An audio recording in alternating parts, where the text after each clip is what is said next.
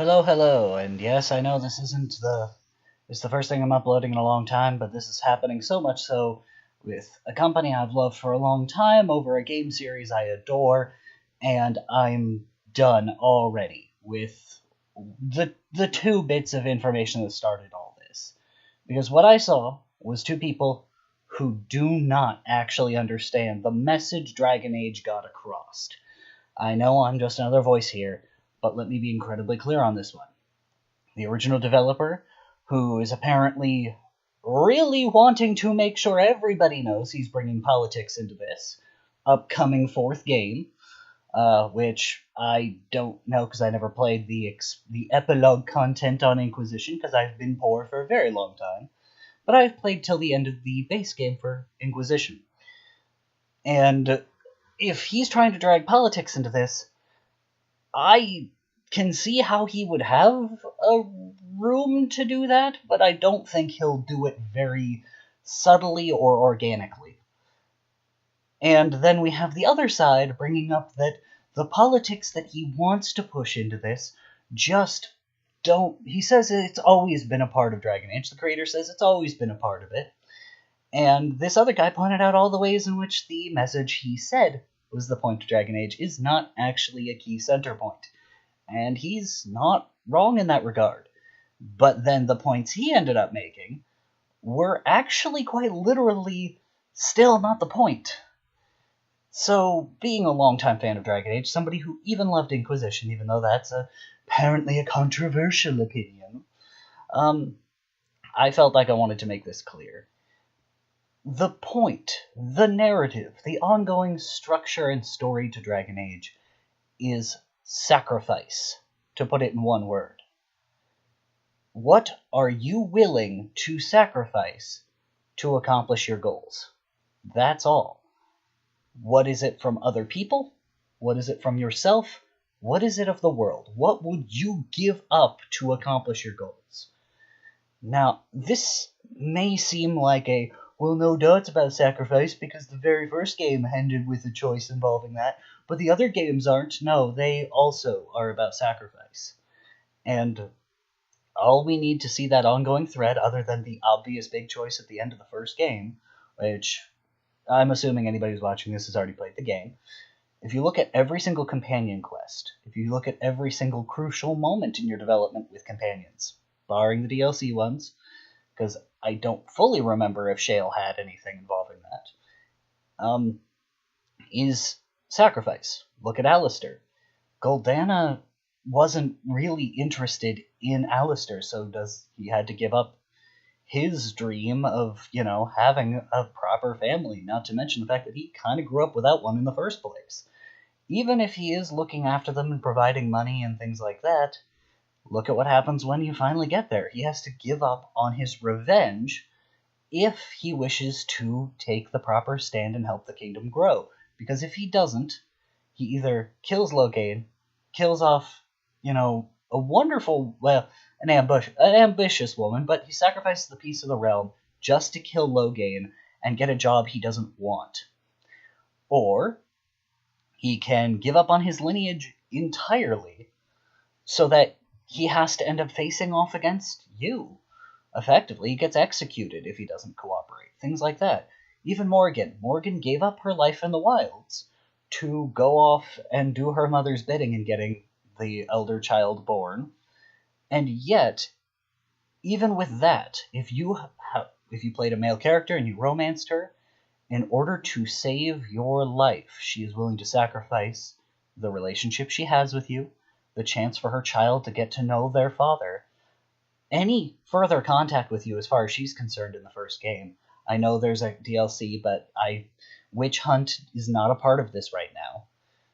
It's one of those things where it's like every single part of that is all about people making sacrifices. Liliana has to sacrifice her past or her humanity. She either has to accept that she will not be safe because she's constantly being hunted by her past, or she has to kill off a former love of hers just so she can have safety and embrace the monster she was trained to be. And so it's like, well, what are you willing to sacrifice? Second game. If you romance Isabella, or even if you're just rivals with her, you can convince her to bring the book back. She can give up her prize for the sake of trying to keep the peace. And you can convince her to make that sacrifice. If not, she is sacrificing all of her companions, the entire city, just to try and save herself. All of Dragon Age is about sacrifice. My favorite one being Inquisition. And people may say, oh, well, Inquisition's meh, meh, meh, meh, meh. And literally, I stopped listening after that. Because I personally adore Inquisition. Think about Dorian, who's sacrificing basically his entire kingdom and his entire nobility just to stop his father from doing a bad. So, necessary, duh. But there's countless other bits in there. And it's one of those things where it's like, I could already kind of see politics seeping into Dragon Age Inquisition. Because when you look at it, in the progression of events, in the first game, you had Alistair and Morgan, which could only be romanced by people of the opposite gender. And you had Zevran and Liliana, who could be romanced by anybody. And that's just, fair, equal proportions, 2 choices for everybody, regardless of your orientation. 3, technically, but I don't know of a single person that's ever romanced Zevran. I did it for the achievement, but then I immediately went back and reloaded that save after I got it, because it's not that I hate Zevran, it's just, he is probably a hive of diseases. And that's not just because he's an elf, ha ha ha, Dragon Age racism aside. And then you go into the second game, and it's like, well, you got all of your potential love interests, as far as I can remember anyway, except for maybe that DLC Archer. Anyway, all of them swing both ways. So it's like, okay, cool, whatever. Everybody has romance options. Great, I'm happy for you. Everybody's happy. Then you get to Inquisition.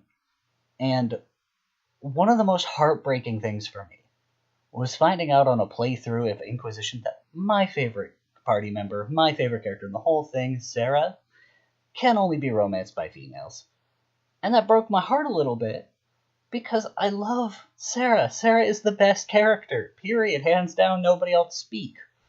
Okay? Sarah, best character. But I got it. I understood it. You can't always have your way. Sometimes people aren't attracted to you. In fact, there are certain characters that you can be the right gender but the wrong race, and they still won't romance you. Cullen is a good example. Cullen won't romance just anybody.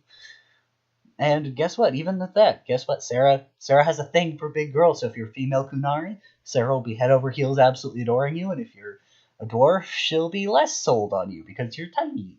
And she's just not, and if you're an elf, she's even less sold on you because she can't stand elves. But that's the trick, where it's like all these little nuances, they have a set personality. And so if you really like these characters, you really love them, you will respect their choice, you will respect their boundaries, and you will, maybe on another playthrough, you'll give it a chance and see what else they have in store. And that's one of those things where it's like, I adored that. It gave the world more organic breathing room. And yet, even within that, coming back to the narrative of sacrifice, got distracted on romance there, was doing that for a reason to get the politics thing out of the way, to not ignore that it's been seeping in.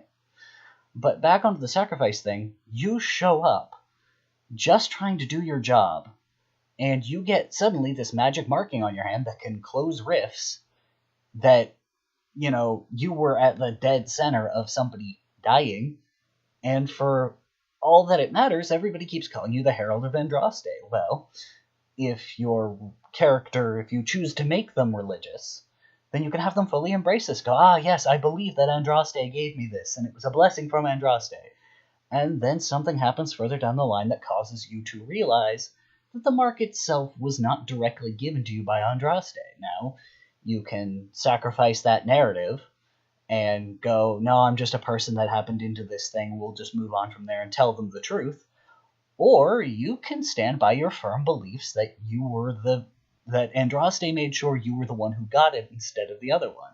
Even when you have heard from somebody who is apparently a part of an ancient thing where he has seen the throne of the gods and that it is empty, that there are no gods, you can still continue to chase after that narrative, as it were, in your own heart.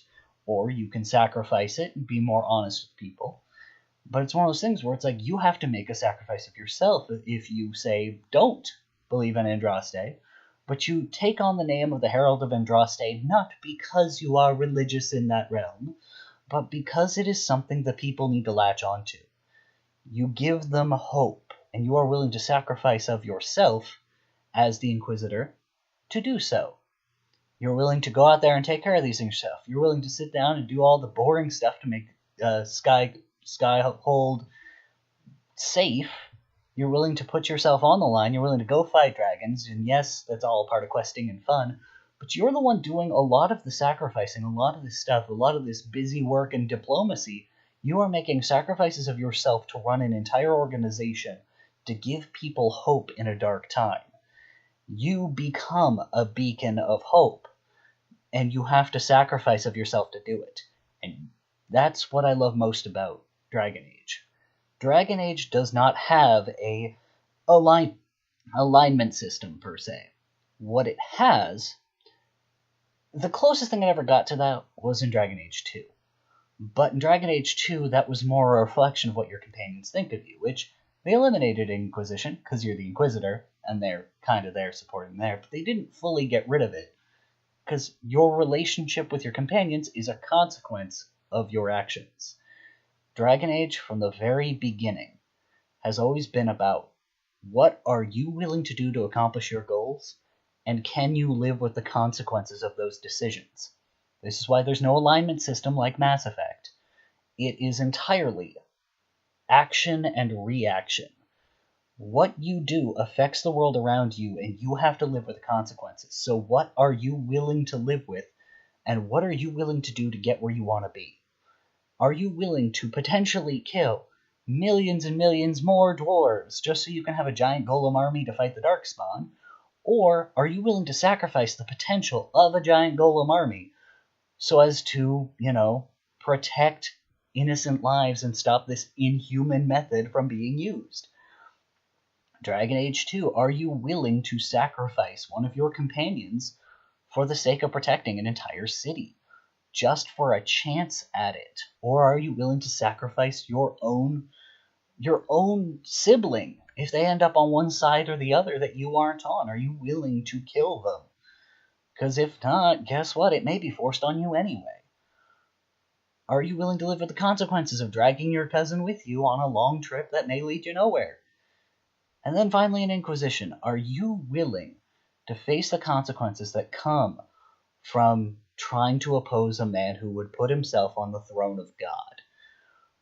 But to be more precise, are you willing to suffer the consequences of, say, not dealing with Morgan properly, or giving up, sacrificing Hawk so that you can have Loghain still there, or whatever Grey Warden you have, depending on what you did? Or are you willing to let Loghain have one last grand victory so that you can keep the champion of Kirkwall right there with you, yet another beacon of hope?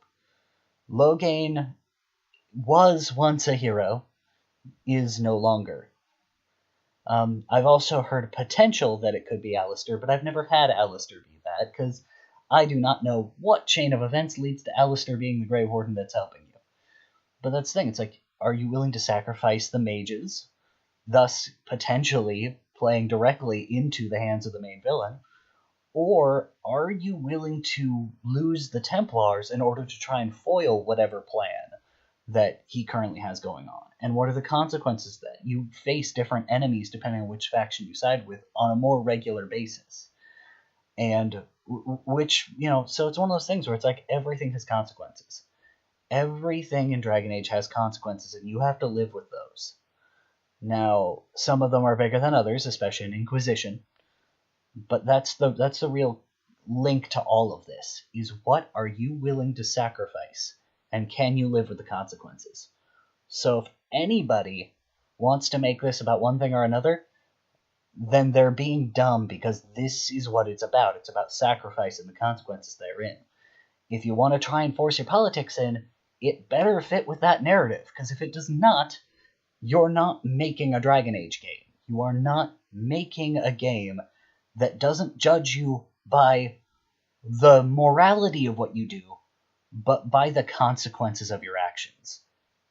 Instead of you being judged by by anything else. You are judged by your convictions and what those lead to. This is why you get rewarded the more you stick to your convictions, as well as punished. Because if somebody doesn't like you repeatedly making this bad decision, they will like you less and less and less as time goes on. And if they like you less and less and less as time goes on, then they're going to be less cooperative, and they may become yet another danger to you. Even Zevran. Zevran is probably one of the better examples. You don't have to bring Zevran with you to the big confrontation in the keep against Logan. You don't have to. If you do, and he doesn't like you, he will betray you, and you get to kill him. And if you bring your dog, you can eat him. You can have the dog eat him, which is hilarious. Or, if he likes you enough, he's willing to sacrifice effectively his safety in his life and his entire career with the Crows to protect you because you are his friend, or in some cases his lover.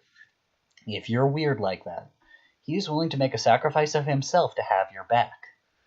So, before anybody goes any further into that, that is what Dragon Age is about. It is a dark fantasy because it wants to drive home the consequences of what you did. If you sacrifice something, it wants you to feel that you sacrificed something. It wants you to feel the pain your character feels making this sacrifice.